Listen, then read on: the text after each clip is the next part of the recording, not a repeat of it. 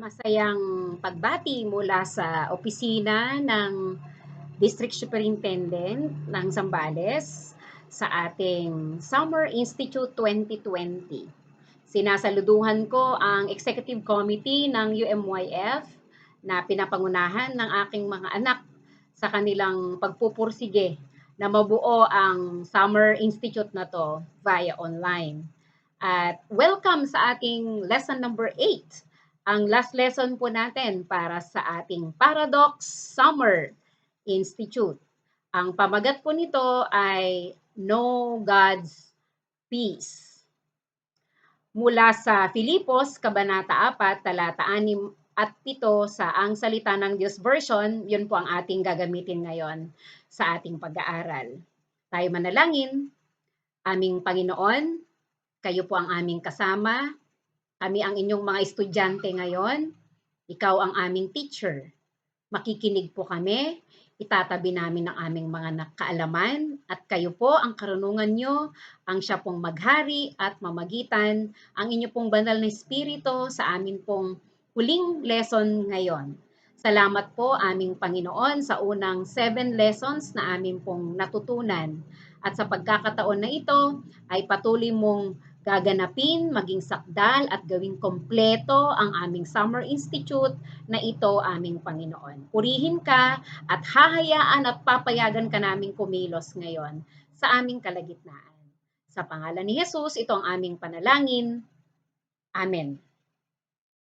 Noong August 13, 2004 ay sinalanta ng malakas na hurricane, si Hurricane Charlie, ang Florida. At meron isang lalaki doon, isang 25-year-old na lalaki, si Danny Williams. At siya ay tumakbo sa isang napakalaking puno. Ang puno na ito ay 55 years old na puno. At sinasabi ng mga branches nito ay protective branches. At sa pagdaan ng 55 years, lahat ng sumilong dito at tumanggap sila ng kaligtasan at proteksyon mula sa puno na ito. At doon siya pumunta sa kasagsagan ng hurricane. Pero alam nyo kung ano po ang nangyari sa karanasan na ito na inaakala niya na ang punong ito ay makakapagligtas sa kanya, na daganan siya. Bumagsak ang puno at yung inaakala niya na pinuntahan niya para doon siya magkaroon ng kaligtasan, yun pala yung papatay at puputol sa buhay niya. Bilang mga kabataan at bilang isang mananampalataya, tayo ay lumalapit din at naghahanap ng mga tao, bagay, karanasan, at kung ano-ano pa at kung sino-sino pa para mahanap natin yung peace sa ating mga buhay. At ang sinasabi ng lesson natin ngayon ay know God's peace. Ipapakilala nito kung ano yung tunay na kapayapaan, kanino ito matatagpuan, at higit sa lahat, paano tayo magkakaroon ng kapayapaan na ito ay God-authored, na ang source nito ay ang Diyos. Ang ibibigay ko sa inyo ngayon, ang pamamaraan kung paano magkaroon ng God's peace ay 5 C's. Ang una, be confident. Filipos, Kabanata 4, talata 6 sa unang bahagi, Philippians 4:6a, huwag kayong mabalisa patungkol sa anumang bagay. Una, be confident. Alam ng Diyos na tayo ay nababalisa ngayon. Kaya sabi niya, wag. Kung pwede lang sabihin niya sa ating pananalita, please, please mga anak, wag. Wag kayong mabalisa. Parang sinasabi niya, kapag kayo nag-worry, mapapahamak kayo. Kapag kayo nag-worry, hindi nyo ako mararanasan, kaya huwag. Kapag kayo nag-worry, matatakot kayo. Kaya please, huwag. Kung kayo ay mag-worry, mahahadlangan yung blessing ko. Kaya please, huwag. Kung kayo mag-worry, iiksi buhay ninyo. magkakasakit kayo, wala kayong kapayapaan, kaya please, wag. Mawawala ako sa buhay niyo pag nag-worry kayo. Please, wag. Alam ng Diyos yan. Kaya sabi niya, wag kayong mabalisa. Ang sabi nila, worry is like a rocking chair. Alam niyo yung rocking chair, mga anak? Na binibigyan ka nito ng ginagawa mo, pero hindi ka nakakarating sa kahit saang lugar. O wala kang mararating. Wala kang mapupuntahan.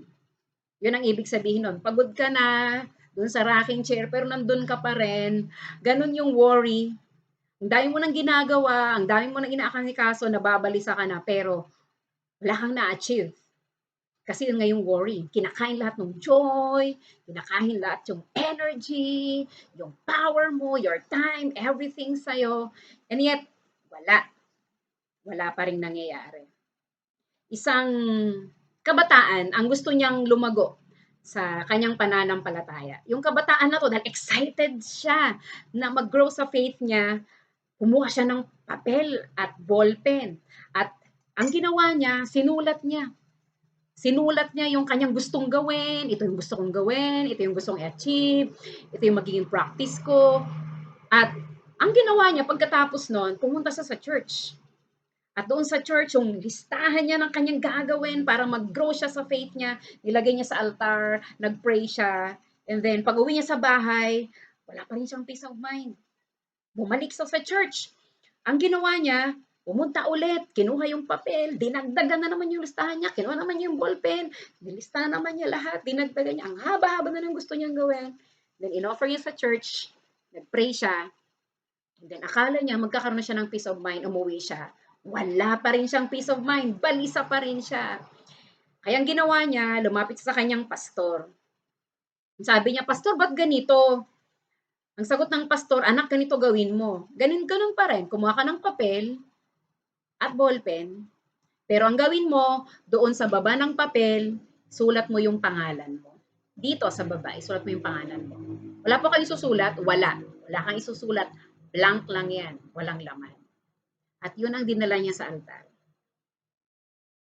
Pag uwi niya sa bahay, meron na siyang kapayapaan. Nawala yung pagkabalisa niya, nawala yung worry niya. Dahil hinayaan niya ng Panginoon ang kikilos sa buhay niya. Be confident. Let God move and work and perform miracles sa atin pong mga buhay, mga anak. Pangalawang C, be courageous. Philippians 4:6b.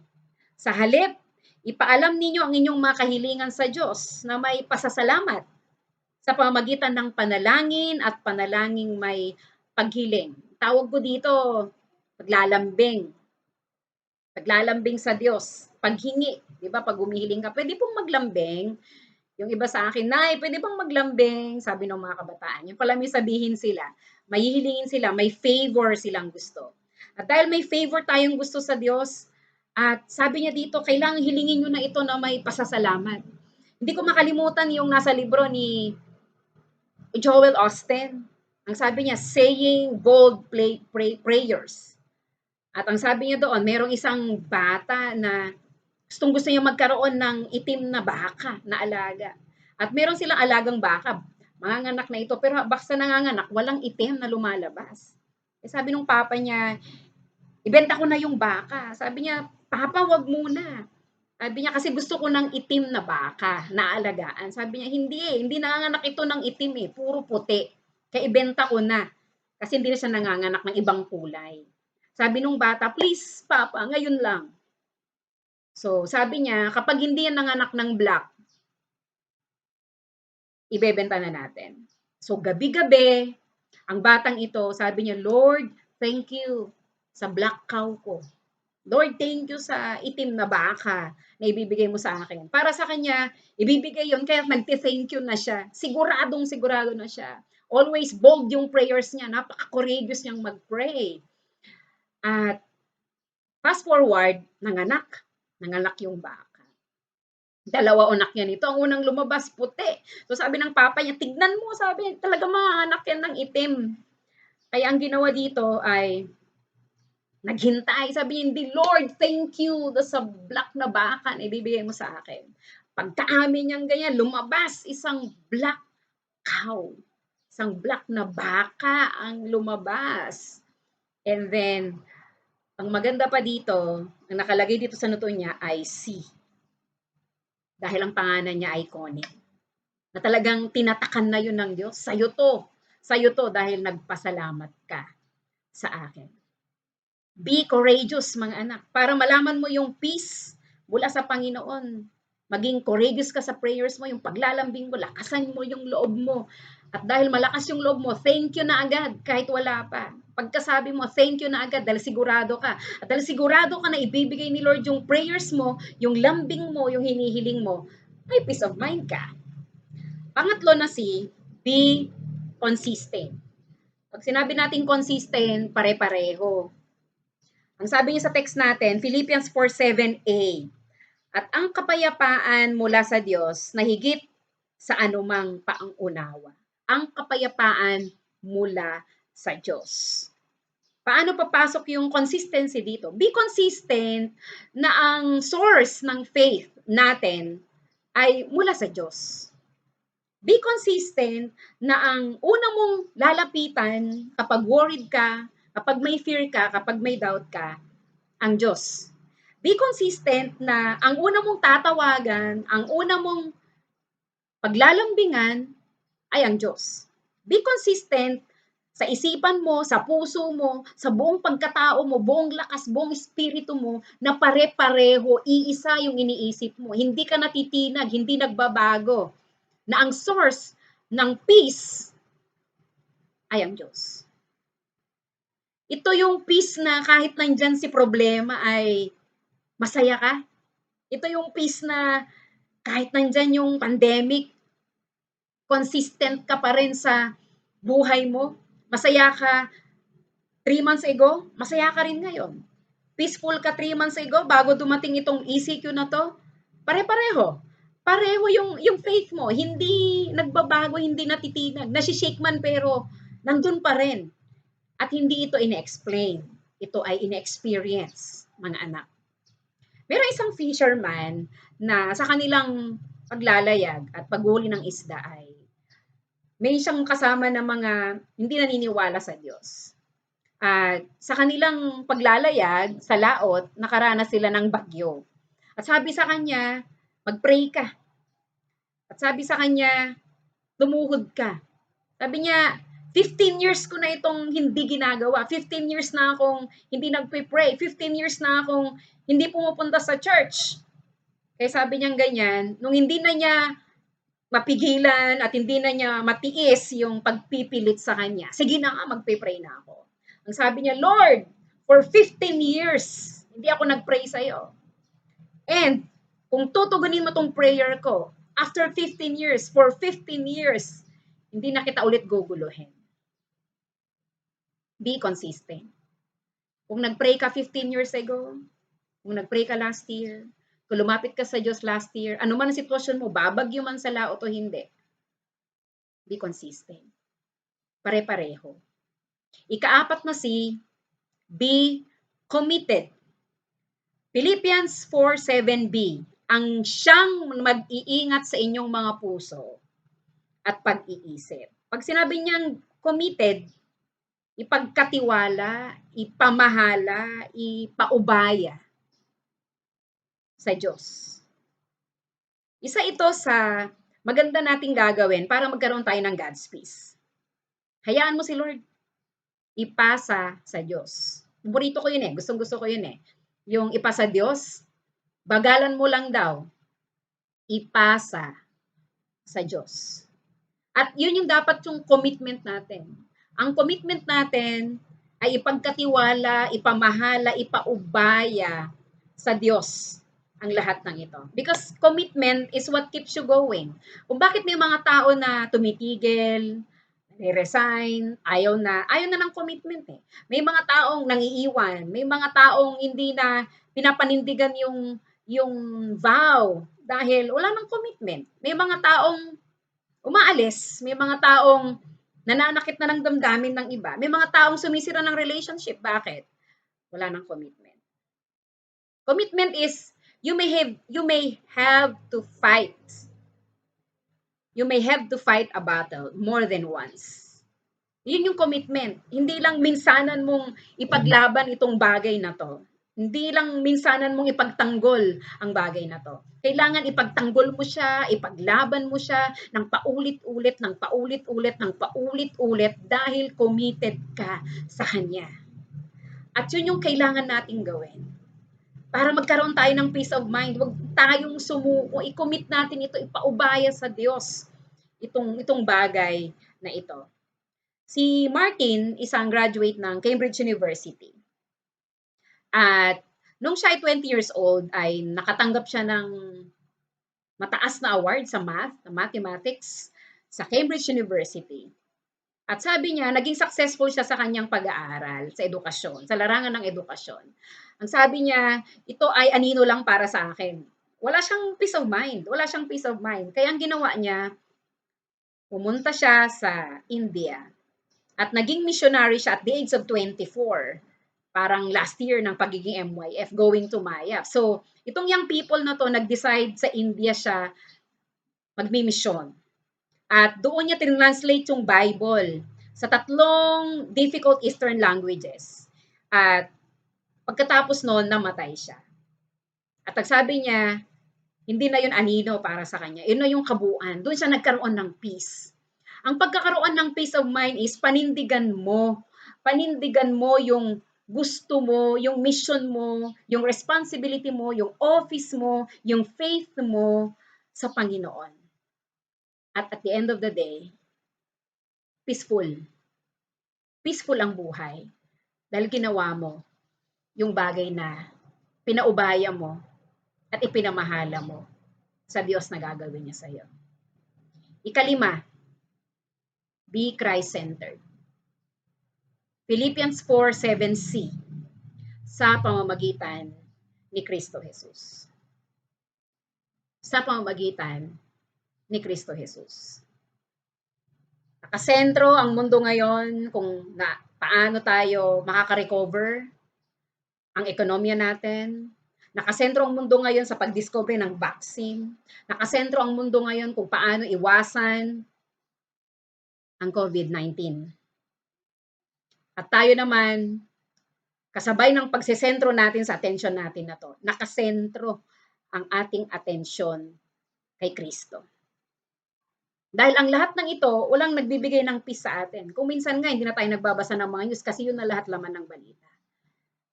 Isentro natin sa Panginoon ang lahat ng ito.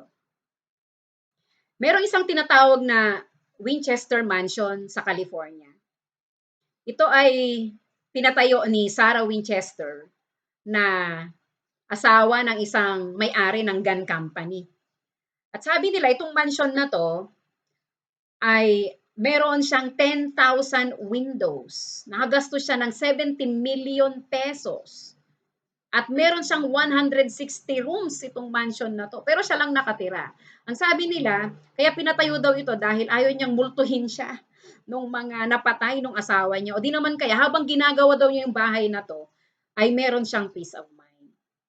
Dahil sa 160 rooms na to, gabi-gabi, iba ang room niya. Para makatakas siya dun sa takot. Dahil wala siyang peace of mind, hindi siya nakakatulog.